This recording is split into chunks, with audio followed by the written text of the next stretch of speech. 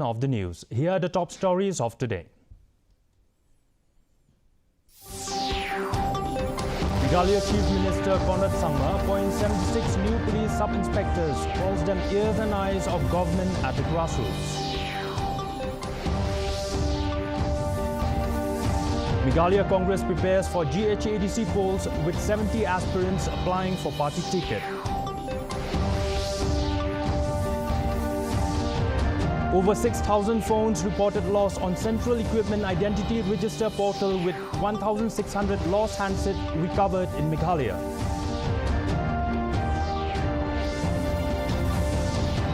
Martial Long Winter Festival 2026 concludes in Maukarwat with archery, football, traditional singing and fancy dress competitions.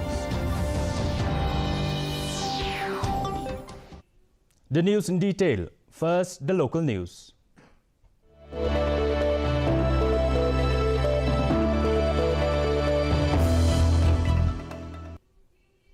Meghalaya Chief Minister Conrad K. Sangma today distributed appointment letters to 76 newly recruited unarmed branch sub-inspectors at the 2nd MLP Battalion headquarters in Goira Grey. He was accompanied by DGP Aidashisha Nongrang. The CM describes the new recruits as the ears and eyes of the government at the grassroots, highlighting their roles in law and order, intelligence and administration. He urged them to take training seriously and remain committed to their duties. And as you go ahead in your duties as a sub-inspector, I hope that you will never complain. Even for a second, in your mind, allow yourself to think or feel that what is this happening to me? Because I believe that God has answered your prayers. And out of 21,007 people, God has selected 76 of you to be here. So I hope that you will never complain. And I hope that you will live up to the expectations that God has of you, that the government has of you, that your families have of you, and most importantly, the people of the state have of you. I take this opportunity to make it a special welcome to these 76. As you join the Meghalaya Police fraternity, family today, you have to remember that you are not just joining a fraternity, you are joining a 17,000 plus strong family. And we take our family ties very seriously. So rest assured and be prepared to have us being as intrusive as any other family members are, as supportive as most family members are, and as demanding as most families are.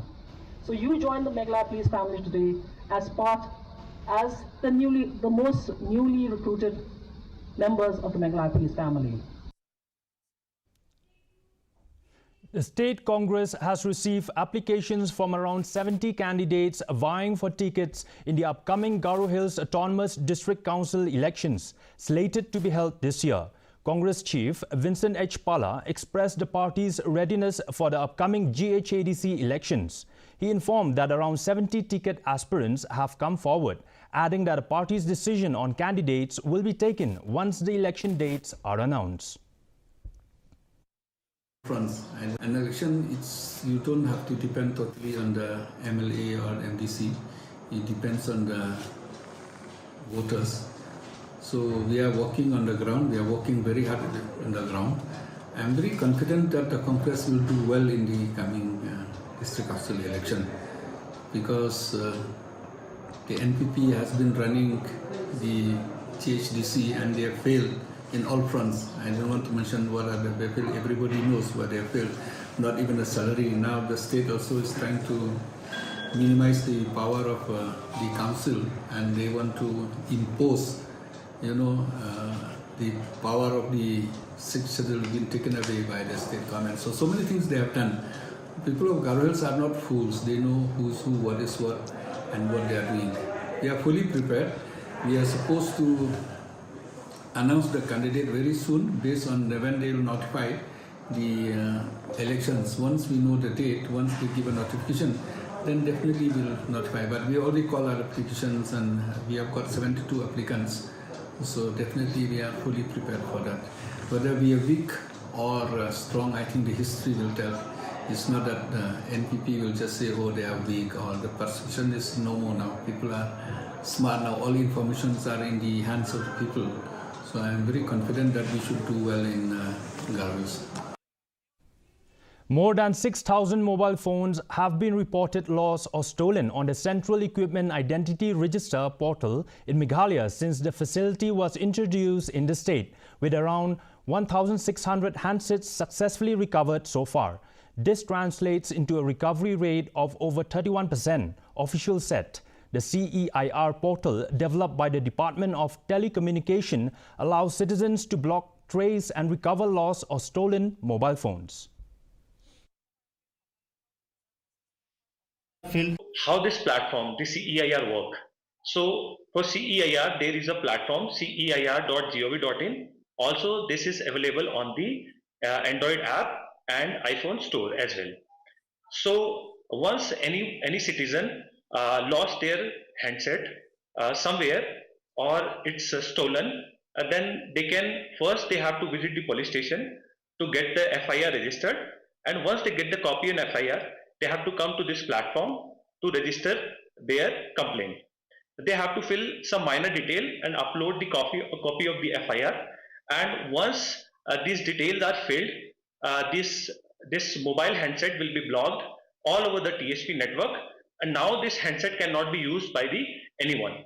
But if anyone tries to use that handset by putting some another SIM, then the alert goes to the police as well as to the customer that particular phone has been used by some person, and the detail of that person who is misusing that phone is also goes to the police. Now the police help to trace that handset, and once the phone is recovered by the police, the police return the phone to the customer, and the customer has to unblock his handset with the help of this here platform by filling the 2 or 3 details. So it's a very easy process. Meghalaya Congress President Vincent H. Pala has blamed policy gaps for unauthorized cross-border movement and urged the centre to act on intelligence inputs while maintaining stable relations with neighbours. Meanwhile, Pala has called ILP-like proposal insufficient to protect indigenous communities and criticized the BJP-led government at the centre for failing to deliver tangible benefits. Demands for a full-fledged ILP are gaining momentum, with several parties and civil society groups opposing diluted versions. With Maldives, the government of India, it's their responsibility to see that the relation between our neighbours should be good. We can change our friends, but we cannot change our neighbours. That's normally they said. So I think this is totally a failure of the BJP.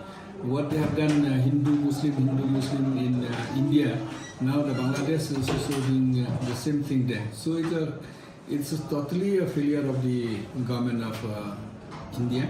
Like I told you, they failed with Bangladesh, they failed with Nepal, they failed with Sri Lanka, they failed with Maldives, they failed with China, and they failed all around the foreign policy. You see, during the war, Sindoor operation, if you see how was it, India was alone. Pakistan was held by all the countries. So that is a sign of a failure. The people should not look at the marketing of the BJP, NPP. They also look at the reality when it comes to the real fight. India was left alone. ASHA workers who had suspended services over delayed incentives will continue their protests while giving the National Health Mission time to resolve technical issues with the new payment system.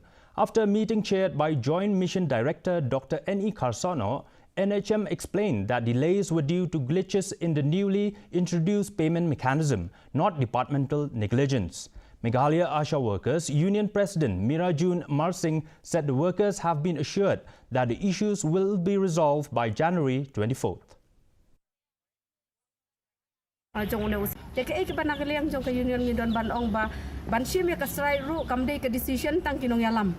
kada ke decision jong ki Asia ke state berok kawai niu hajar prapu arngut te menta ban ong bana kaliang ke jong ni bangin supediang no ya kata ke jing ong ba ngin call off no ya ke strike ke jong ni tang da ke jing kran bat ki ngin nomla ni hab ngin diskusio bat ki members jong ke state berok kawai te kendir ru hadin bala ayo ban ya kran na kaliang ke jong ki kila akular bakin pelait no ya ke bisa har ka arpu sau tarik jong menta ubenai jong ne usnem ar hajar ar penriu ti nak liang ke jong ni nongkong ngilai ong bangin Asia ngene ap hadu itai arp sau taring long kuman ai cuti Christmas bat New Year ya ki Asia namar ki Asia te kim judan cuti lada day Christmas ne New Year la ne lada day Sunday kim judan cuti tingi ong basau bahai la di ki Asia bakin syong kat hadu itai taring kumban nak liang ke jong pipi kular bat pelaj ke bisa ti hadin ke jingnya terpat jong ti tingi so ban nak liang ke jong ni mong nginom la bangin disai tang mangi tingin haban ya kran suaya kene bat ki members berok dan ngin salak ban pha ya karai syaki.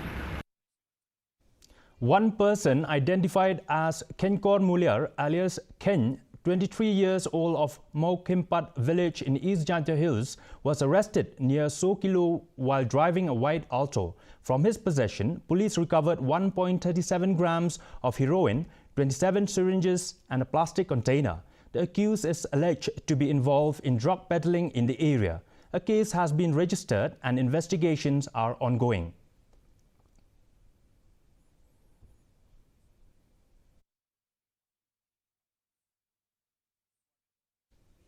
The Indian Council of Agricultural Research celebrated its 51st Foundation Day at the Dr. M.S. Swaminathan Hall, ICAR, Umiam.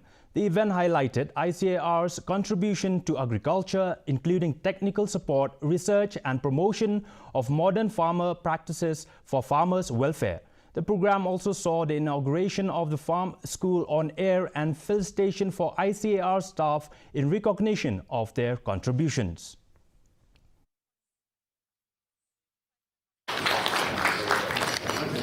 These are newly developed by our division, and it will be. We have also for the 51st Foundation Day celebration. Thank you, sir. To you for your gracious presence here, as well as the month of only last April. Dinesh Siangchai, headman of Mokhep village, East Janta Hills, has launched the Rashtriya Swayam Sevak Sangh Socio and Cultural Association registered under the Meghalaya Societies Registration Act. The society, starting with 14 members, aims to support community projects. Membership is open to Nyamtre community members and the office is currently at Siangchai's home. Leadership includes President Dinesh Siangchai, Assistant Secretary Lakshmi Dakhar, Secretary Nebha Pawa, Treasurer Ranika Suchang, and Advisor Mehi Bawan Charmang.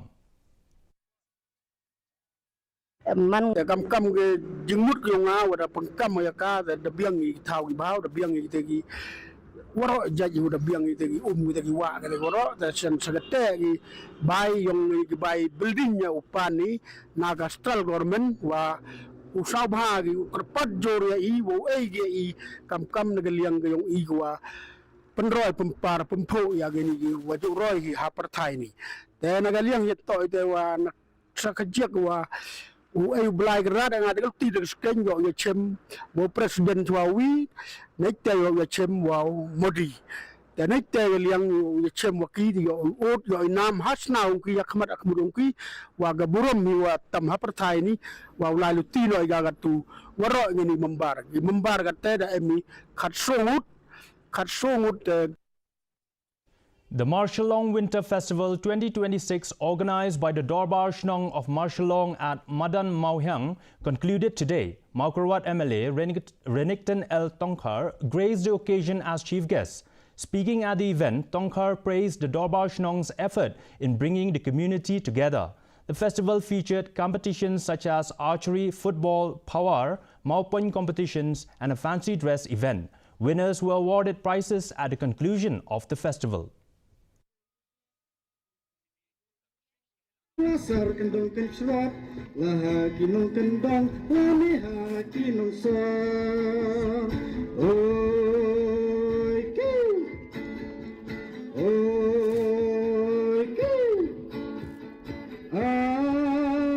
kibun tiki bangot hau ne jing. Moving on to the regional news.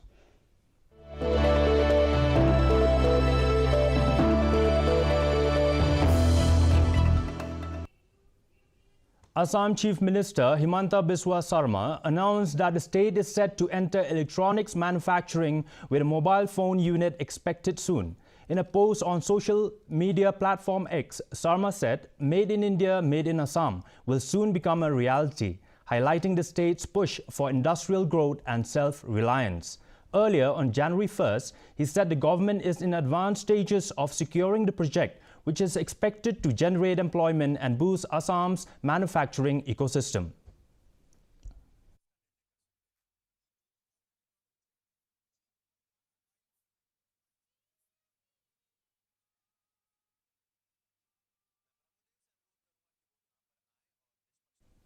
A coordinated crackdown by Assam Rifles and other enforcement agencies has led to the destruction of a massive illegal ganja plantation in Tripura and significant narcotics and counterfeit seizure across the northeast. About 6 lakh young ganja plants spanning 200 acres in Dhanpur, Induria, Kachakhala and Dhanmura were uprooted with an estimated market value of Rs 36 crore.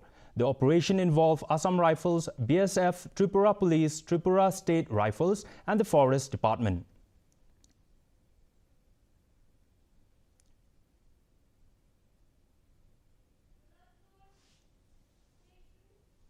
Let's look at the national news.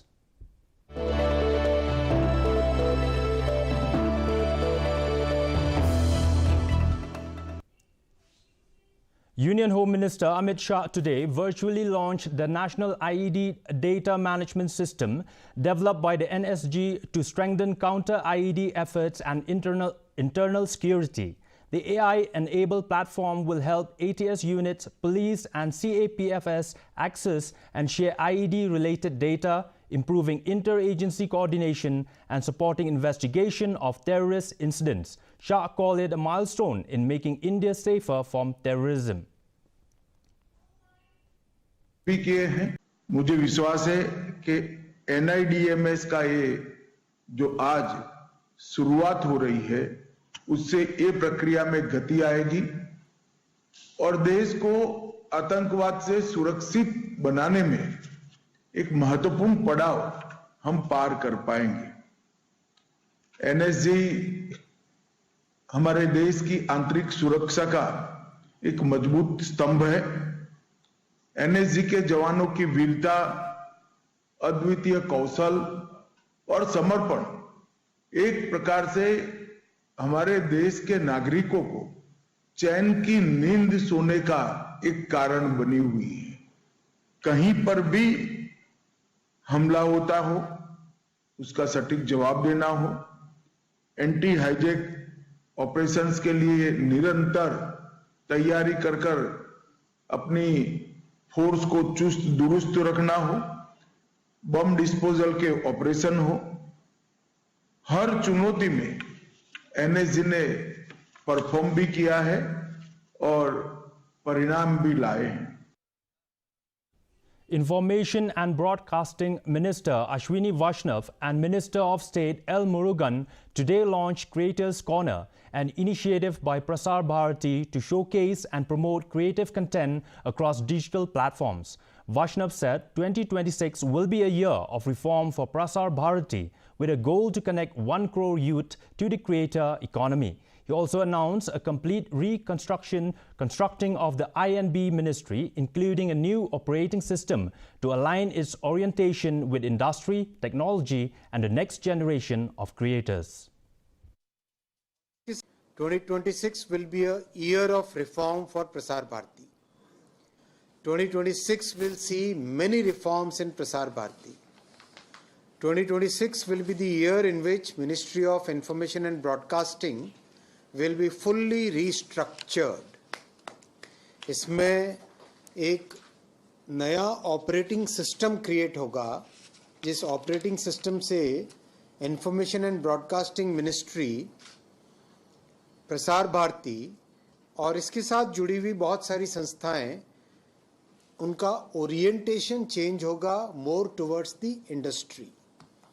more towards the participants, more towards the new generation of creators, more towards getting the technology in. इस thought process के साथ आज एक पहली शुरुआत की गई है, and this is just the first in the series of reforms which will happen in Prasar Bharati and Ministry of Information and Broadcasting.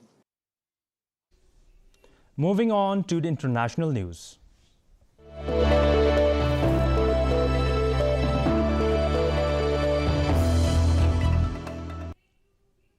The United Nations World Economic Situation and Prospects 2026 report forecasts a slight global growth slowdown from 2.8% in 2025 to 2.7% in 2026. India's economy is estimated to have grown 7.4% in 2025 with forecasts of 6.6% in 2026 and 6.7% in 2027.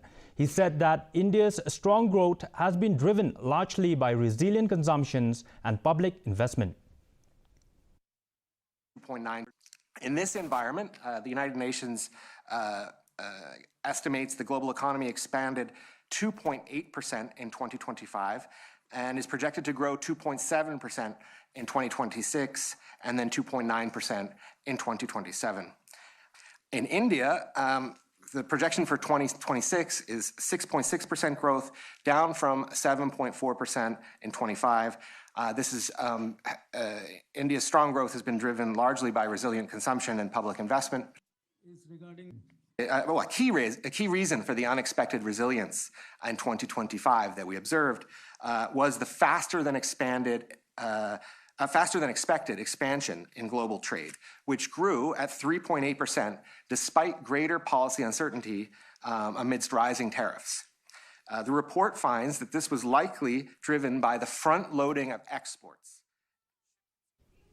US President Donald Trump has threatened to strike Iran very hard if Iranian authorities begin killing protesters amid ongoing demonstrations over economic hardships. Iran's foreign ministry condemned the remarks as interventionist and deceptive, accusing the US of long-standing hostility. Protests erupted last month across multiple cities due to the sharp fall in the rial and economic grievances.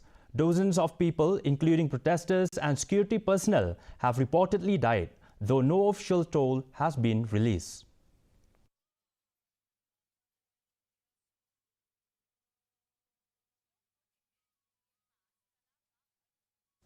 And in sports news,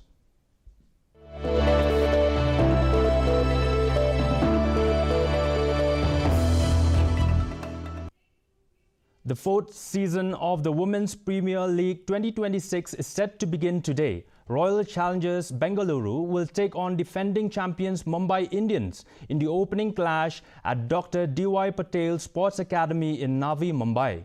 The match will begin at 7:30 p.m. following a grand opening ceremony featuring several celebrities including Yo-Yo Honey Singh, Jacqueline Fernandez and Harnas Sandhu. This edition will be played across two venues, Navi Mumbai and BCA Stadium in Vadodara.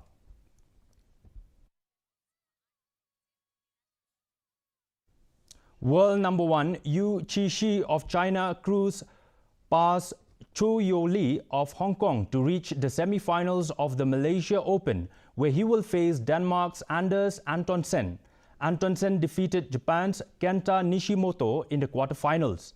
In women's singles, top seed Si Young-an of Korea beat Denmark's Line Højmark Kjærsfeldt, while India's PV Sindhu advanced after third seed Akane Yamaguchi of Japan retired following a 21-11 loss in the first game.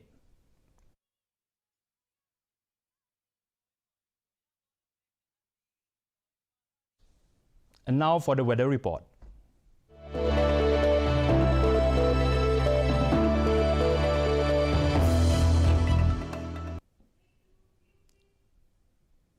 First, let's take a look at the weather report in Tura. Minimum temperature 11 degrees Celsius, maximum temperature 21 degrees Celsius.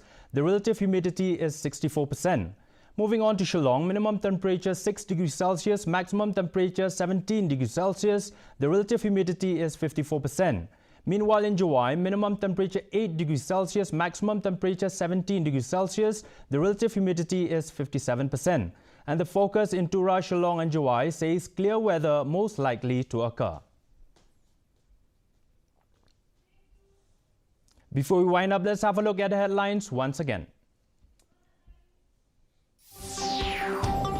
Meghalaya Chief Minister Conrad Sangma appoints 76 new police sub-inspectors, calls them ears and eyes of government at the grassroots. Meghalaya Congress prepares for GHADC polls with 70 aspirants applying for party ticket.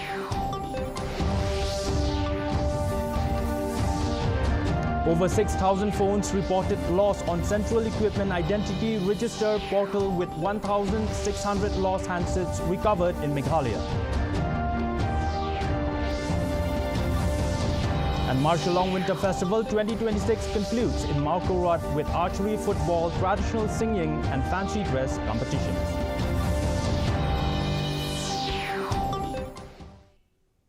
Well, viewers, that's all we have in today's edition of the news. Do join us again tomorrow with more updates. Have yourself a good night.